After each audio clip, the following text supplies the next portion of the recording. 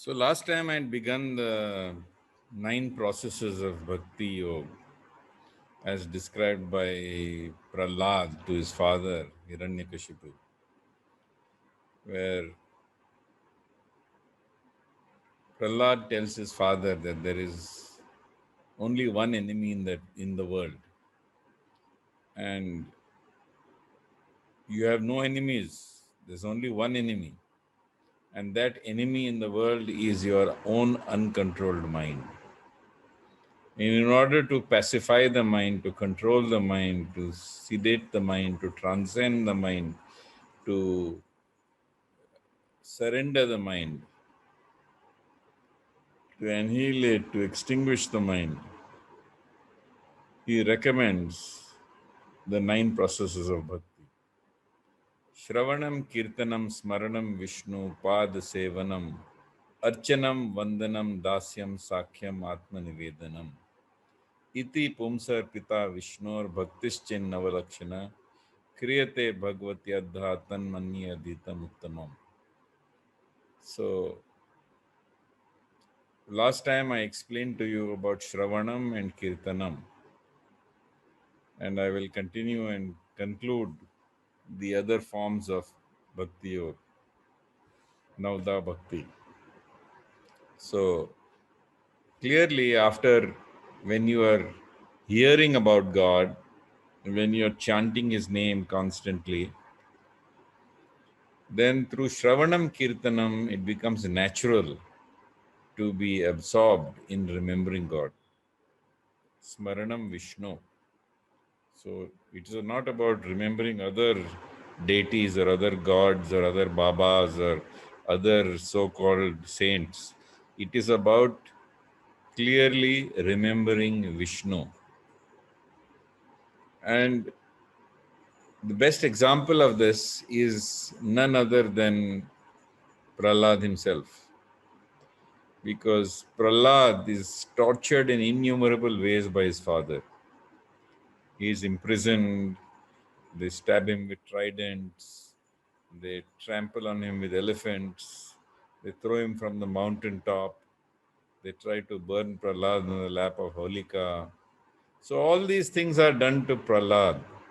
But Prahlad remains fixed in Smaranam Vishnu, remembering God. And because he is absorbed in remembering God, he has a Narayan Kavach. He has an armor of God surrounding him. And this Narayan Kavach prevents him from becoming harmed. It's a very wonderful thing. And ultimately, when his father comes to kill him, Hiranyakashipu gets a witness, a darshan of none other than Narsingadev, who comes to kill him and rescues his devotee. So it's very wonderful because all of us at some time or the other in our lives, we have undergone persecution. That persecution may be from anybody. It may be from a family member, it may be from someone in the office, your employer, your boss. But when you undergo or experience persecution, you are in tremendous suffering. But whenever you are experiencing persecution, you should behave like Prahlad. You should engage in Smaranam Vishnu. And by constantly remembering God in the midst of persecution, in the midst of suffering, in the midst of trouble, in the midst of anxiety, in the midst of depression, through the remembrance of God, you will be lifted from this world into a different transcendental state of consciousness. And this transcendental state of consciousness, by the continuous remembrance of God, will give you blessings and peace of mind beyond imagining. This is my strongest suggestion to you, because I don't recommend anything that I have not tried personally. And I can tell you that by remembering God in the most difficult circumstances, the most difficult times, you will find shelter. It doesn't matter how much it's raining, you will have a celestial umbrella that will protect you from this weather. You will be completely at peace. No matter what people are saying or doing to you, you will remain in a state of complete invulnerability, free of anxiety, free of depression, free of any suffering, just by remembering God. So, of course, remembering Vishnu means remembering Krishna. You can also, in very difficult times when you are being personally persecuted, you can remember Narsingadev and worship him. So, these actually help you considerably in overcoming or crossing over difficult periods in your life.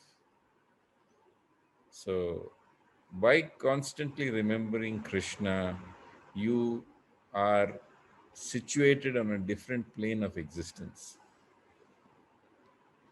Pad Sevanam. Pad Sevanam means to constantly be absorbed in the feet of God. Because when one is constantly seeing the feet of God, you experience His grace. Because you're taking such a humble position that you only see the feet of God wherever you go.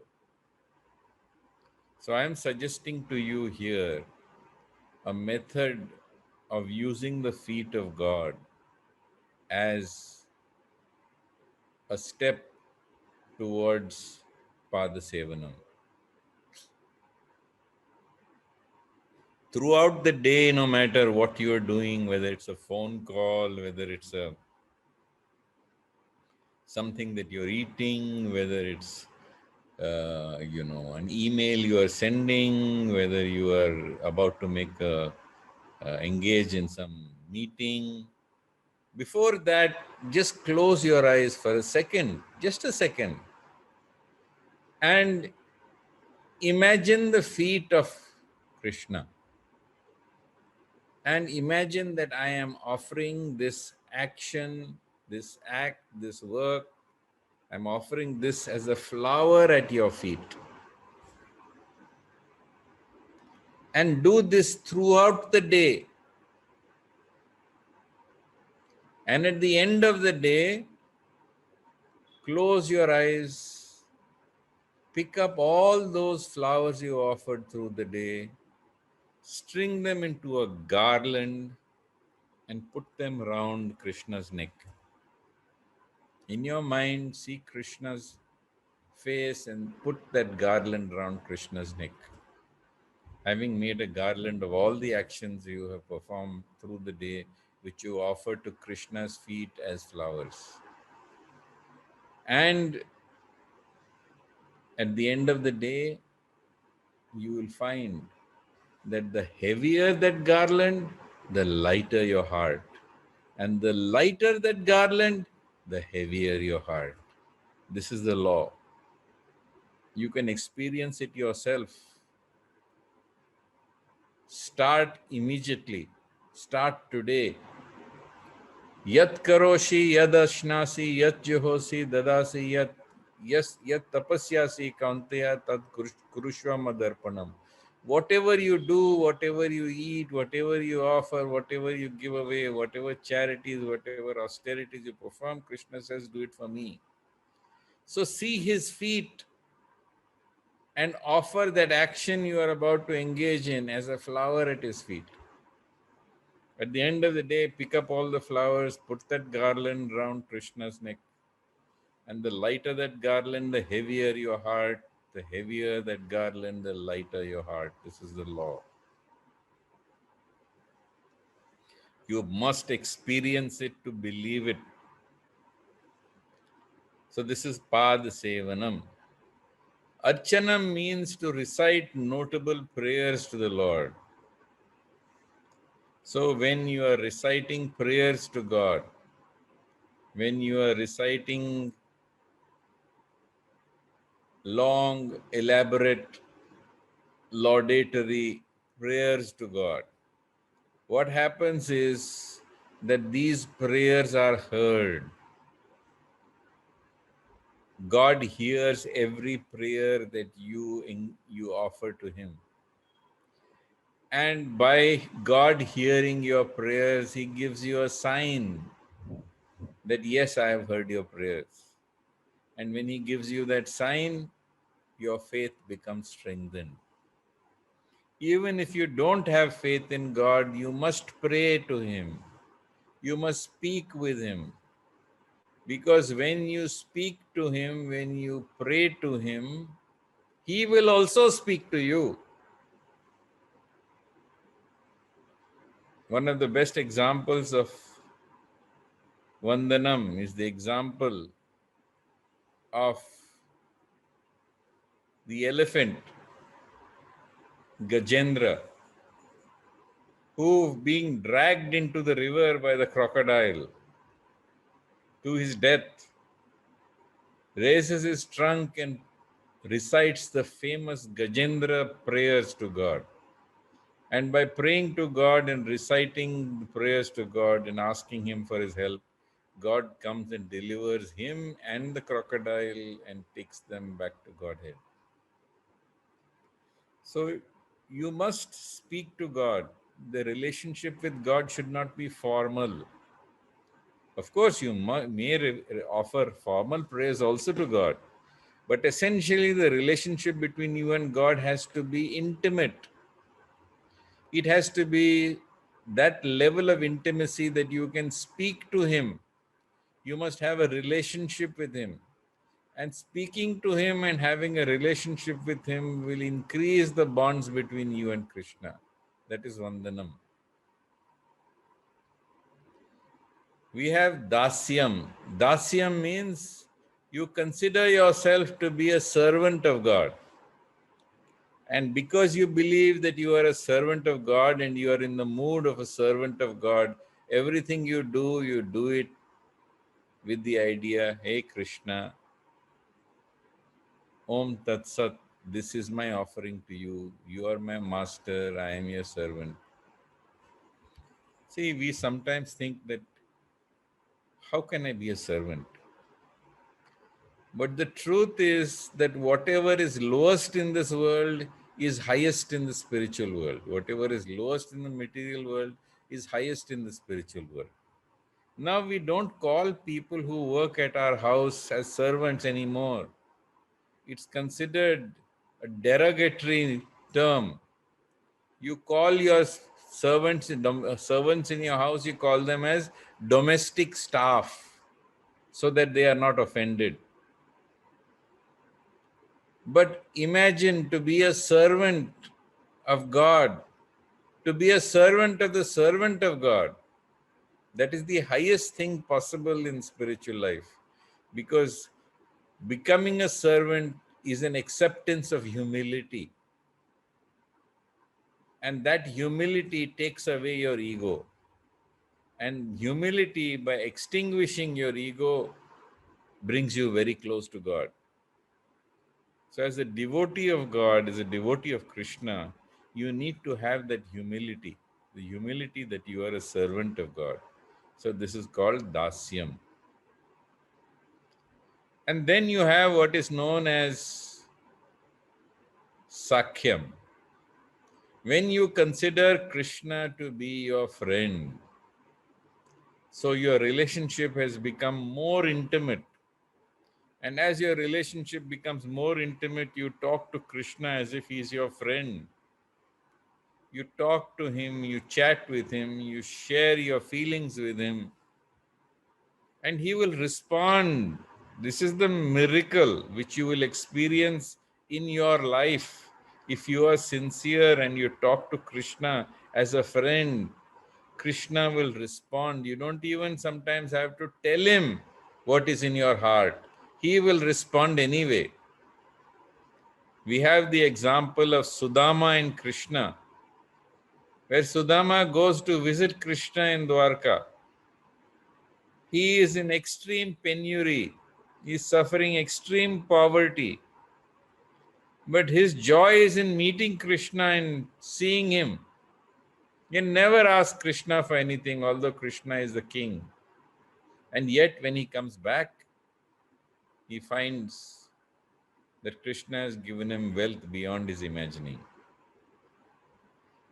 Arjuna and Krishna, these are such intimate relationships that when you're confused, when you're disturbed, when you're in a quandary, when you don't know what decision to make, approach Krishna as if you are Arjuna.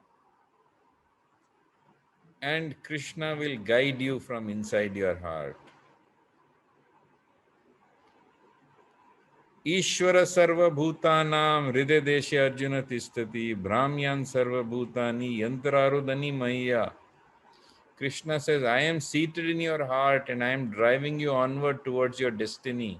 You are merely seated in a machine made of material energy.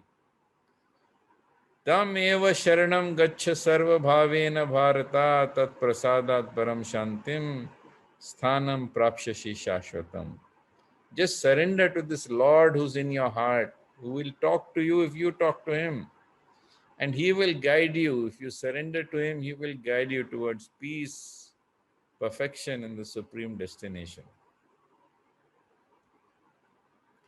So, become a friend of Krishna. And then we come to what is known as Atma Nivedanam. Atma Nivedanam is to surrender everything unto the Lord. That your mind, your heart, your soul, everything is surrendered unto the Lord. So this is an attitude of complete and absolute surrender. In the Lakshmi Tantra, it has been described that there are 6 symptoms of surrender. Anukulyasya sankalpo pratikulyasya varjanam rakshashyatiti vishwaso bhoktritva varnam tatha atma nikshepa karpanye shadvidha sharanagati. There are 6 symptoms of surrender. First, take up only those things that will help you to come closer to Krishna. Second, give up all things that come between you and Krishna. Anything that makes you forget Krishna, give it up. Don't depend on anybody in the world to protect you. Depend only on Krishna to protect you. See, this is a very, very important principle. When Draupadi was being disrobed by Dushasan pulled her cloth to disrobe her in the court. She looked to her husband. So many women, they turn to their husband for support. And she had not one husband, she had 5 husbands. And the Pandavas, each of them was more excellent than the other. But not one of her 5 husbands could help her. She turned to the elders, she turned to Dhritarashtra, she turned to Bhishma Pitama. None of them could help her. So, Draupadi held on to the cloth and she held the cloth within her hands and her teeth to protect herself from being disrobed. And then finally she thought that she should worship Krishna, ask Krishna. She says, Krishna, help me, but she's struggling herself. And Krishna doesn't appear. Then she realizes the futility of what she's doing. And she leaves the cloth from her mouth. She throws her hands up in the air and she calls out to Krishna. Shanka Chakra Gada Pane Dwarkya Nila Chuta Govinda Pundarikaksham Rakshamami Sharanagata. And she calls out to Krishna. Then Krishna comes and rescues her. So this is an example of don't depend on other people. Depend on Krishna and Krishna will rescue you. And if Krishna chooses, he can appear in the heart of anyone around you and help you through them. But essentially, always remember that Krishna is helping you, not anybody else. So take up everything that helps you to come closer to Krishna. Give up all those things that come between you and Krishna. Don't expect anyone to help you or save you. Depend entirely on Krishna to help you and save you. And lastly, don't think that you do anything. Understand that God does everything. That you are an instrument. Your body is an instrument. Your mind, your intelligence is an instrument. And God can use that. So only surrender unto God. So Atma Nivedam means complete surrender. Sarva dharman parityaja mam ekam sharanam vraja. Aham tvam sarva papebhyo mokshayishami masucha. Abandon all other varieties of religion, abandon all other faiths, all other philosophies, and surrender only to Krishna. And Krishna says, I will save you from all sins and miseries. Never fear. So these are the 9 processes of bhakti. And these 9 processes of bhakti are processes that are undertaken in a spirit of discipline. So you should have a teacher who will answer your questions, who will guide you on small, small things and big, big things.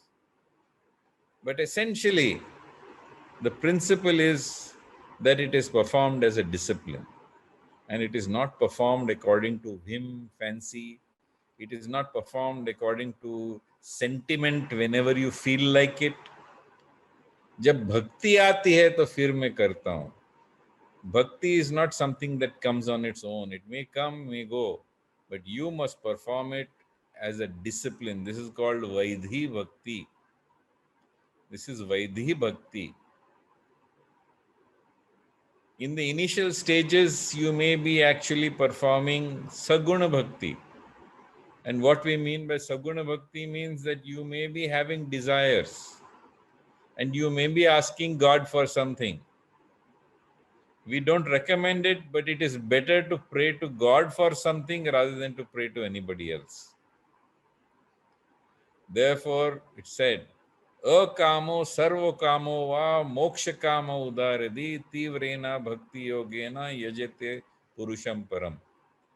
Whether you have no desires, whether you are full of desires, whether you have desires only for moksha, in all circumstances worship Krishna. But ideally, our aim is to reach that goal of Parabhakti, which is that we must be worshipping God unmotivatedly. Na dhanam, na janam, na sundarim kavitam va jagdisha kame mama janmani janmanishware bhakti ahetukitoi. I don't want wealth, I don't want beautiful women, I don't want disciples or followers, I don't want to be freed from the cycle of birth and death. If you wish, you can bring me into this world again and again and again so I can serve you.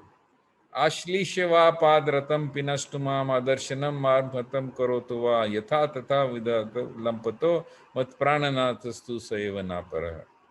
That, oh Lord, even if you treat me roughly in your embrace, even if you kick me, even if you neglect me, even if you make me broken-hearted by never appearing in front of me, even then you shall be my worshipful Lord unconditionally.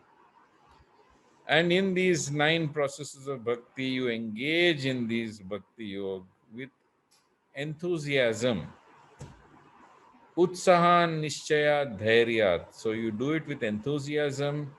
You follow the discipline with enthusiasm. You do it with firm faith. You do it with firm faith in Guru, Sadhu, Shastra. You do it with fortitude, with courage, even in the midst of obstacles or patience. Even if you feel you're not moving as fast as you want, with faith, with courage, with enthusiasm, you must progress. And you must follow all these principles, all these limbs of bhakti.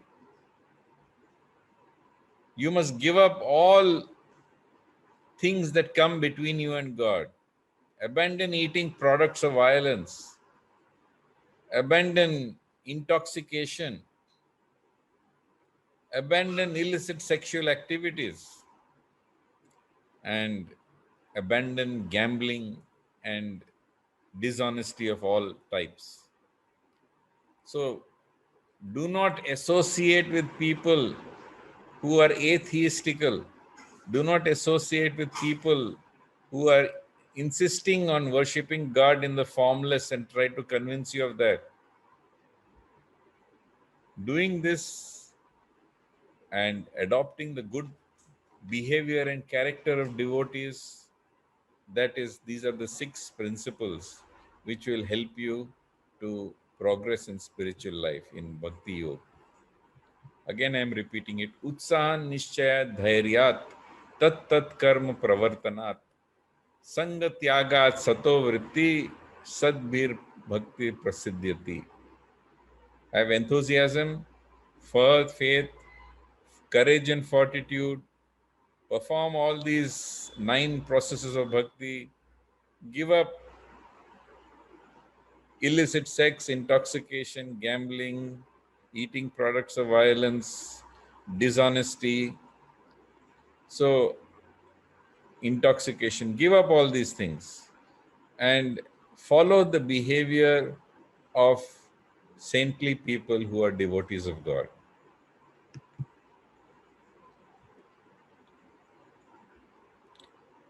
So, what else do you give up? You must give up 6 things: eating too much or indulging too much in the senses, trying to excessively accumulate things, atyahara prayashascha. So don't try to accumulate too much or eat too much or indulge too much in your senses. Don't engage in activities that are opposed to bhakti. Prajalpo means do not talk unnecessary things. There are activities and there is speech which is anartha. There is speech which is gramya katha. Have to be given up. That means don't talk about things that are not connected with God. You might say, what's wrong with sports? What's wrong with politics? These are all anarthas. These are all gramya katha. So don't engage in talks of this sort. Don't associate with people who are opposed to bhakti.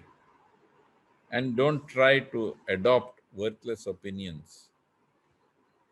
So atyahara prasascha prajalpo niyamagraha janasangascha laulyam cha shadbir bhaktir vinashyati. So bhakti is destroyed by 6 kinds of faults. Overindulgence in the senses, especially eating too much. Endeavors that are opposed to bhakti, useless talks about the world, failure to strictly absorb, to follow the regulations of spiritual life. Do not associate with people who are opposed to bhakti, and greed and restlessness of the mind to adopt worthless opinions. So these are the things that you have to give up. And as you engage in bhakti, you will find that there are many stages of bhakti. So what are the stages of bhakti? The stages of bhakti are described very clearly in the Bhakti Rasamrit Sindhu.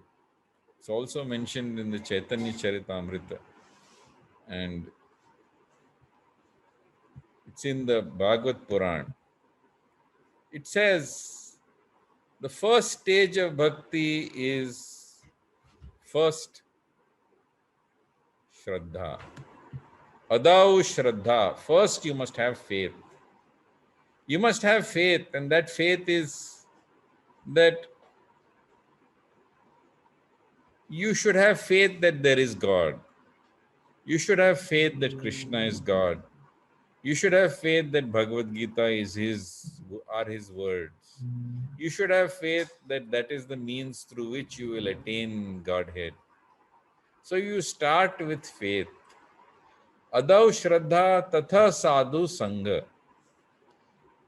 First, you have faith. Second is you start associating with people who are advanced in spiritual life. You engage in association with people who will encourage your spiritual life. Then bhajan kriya. So you engage in sadhana bhakti, in vaidhi bhakti, in bhakti yoga, which is engaging in the principles of bhakti as a discipline under your teacher. As you do that, tato anartha nivritti, you will find that as you are following the instructions of your teacher, automatically all the unnecessary, useless things in your life will fall away. You will stop drinking, you will stop eating products of violence, you will stop gambling, you will stop being dishonest. These things will all fall away from your life. All the things that are not necessary for God, you will spontaneously and naturally find they're falling away from your life. Soon you will become nishtha, which is you will become fixed in the principles of performing bhakti. And then from Vaidhi bhakti, you will get some taste. Raga Nuga bhakti, you will start getting a taste of what God is like. So you will get a taste which is called ruchi. And as you get a ruchi of God, as you get a taste of God, then you will get detachment from the world. There's a verse which says, Vasudeva Bhagavati Bhakti Yoga Prajata Janayati Yashu Vairagyam Jnanam Chayada Hetukam.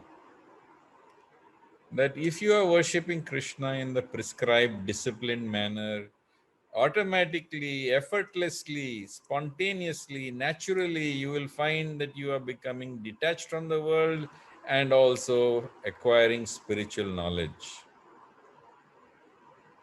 And as you become detached, you will get higher taste of you will cross beyond moksha and you will begin to get a bhav, which is the beginning of parabhakti. And tatha prema abhyudanchati. You will then get pure taste of parabhakti as you lose all motivation and you lose all interruption in engaging in these activities. So these are the stages of bhakti: Shraddha, Sadhu Sangha, Bhajan Kriya, Anarth Nivritti. So, Shraddha is faith, Sadhu Sangha is keeping the association of saintly people. Bhajan Kriya is to engage in Bhakti Yoga as a discipline under the instructions of your teacher. Anartha Nivritti means that you will become free from all the unwanted bad habits and things that are not useful for spiritual life. Tato Nishta, you will become fixed in that path. You will get a taste. So what was done as a discipline, now you will do it out of taste because you're enjoying it. Then you will become detached from the world and you will cross through moksha and you will get true experience of unmotivated, uninterrupted devotion to God through the beginning of bhava and finally through the end, which is prema. So I think I will pause here, and if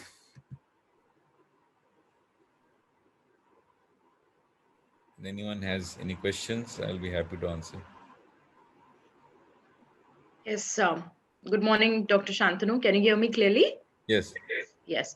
Dr. Shantanu, you mentioned about, building a relationship with God for beginners, for starters who, pray to God, but not in a way that, that is descriptive of bhakti. How can they start building a relationship with God to start off with? How do you build a relationship with anybody? You speak to that person. That person speaks back to you. So speak to Krishna. Krishna will speak to you. Sometimes he won't speak to you in the beginning, but keep speaking to him, and when you speak to him incessantly, he will respond to you. And Krishna will speak to you through the hearts of people around you. He will speak to you from within your own heart. He will speak to you by indications and signs in your own life. Soon you will find that everything in your life is being handled by God.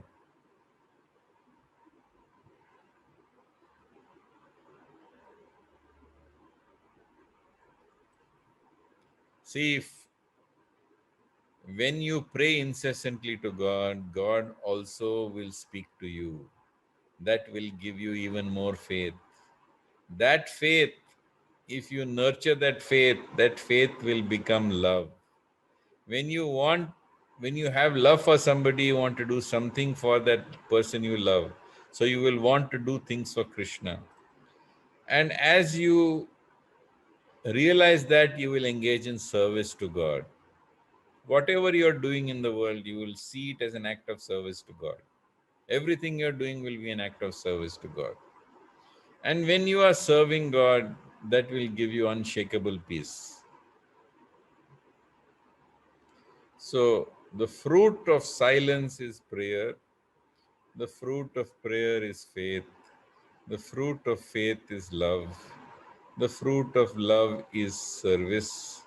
And the fruit of service is unshakable peace.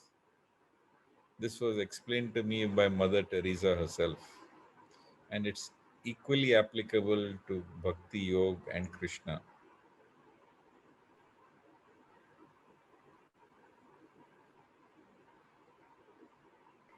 Great, Dr. Shantanu. We'll take the next question.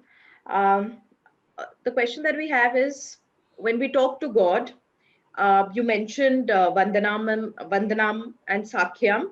So when we talk to God through these stages, is there a difference while talking to God? So I'll read out Is the there a? exact question also, I but didn't you've follow understood. that. Can Yeah. you repeat the Is the question? is, yeah, is the talking to God in Vandanam and Sakhyam the same, or is there a difference? Vandanam is a prayer recited to God. You may recite some shlokas to God, you may recite your own prayers to God, but they are offered in a spirit of reverence. So in Sakhyam, it is like you're talking to a friend. Is it clear? Yeah.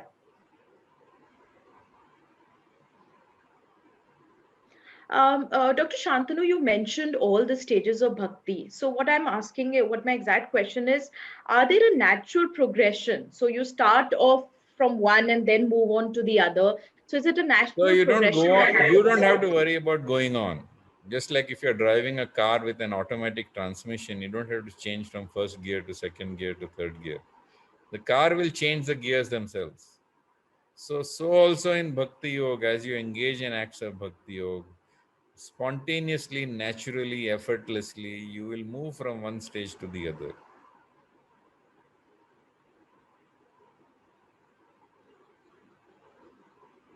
Okay, great. Thank you, Dr. Shantanu. I'll just check if we have more questions this time.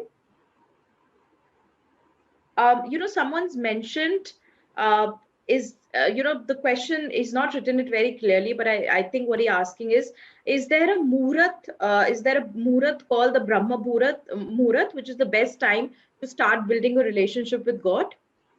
Yes, that Muhurat is now. The time is now. There's a statement in the Vedas which says Shubha Shigram. So that is auspicious, must be done immediately. So that moment is right now. Now is the moment to begin your relationship with Krishna. Right. Great. Thank you. And as you know, as Dr. Shantanu, as the saying goes, there's never a wrong time to do the right thing. So the moment is now. The time is now. That's right. Um, Yeah. Thank you so much, Dr. Shantanu. That's the questions we have for this week. And do let us know what our audience can look forward to the next week before we close this session. Yes, we will. I will let you know soon. Okay, great. So we look I forward to want that. to actually, I want to bring to the attention of everybody what is the end stage? How is one Jivan Mukt? That one who reaches, who follows these paths with sincerity and devotion, what can they expect to become? How will they behave? How will they walk? How will they talk? What will they feel or not feel? So these are described in the Bhagavad Gita in various stages, right from Sthita Prajna to this person who's performing Karma Yoga to the person who's performing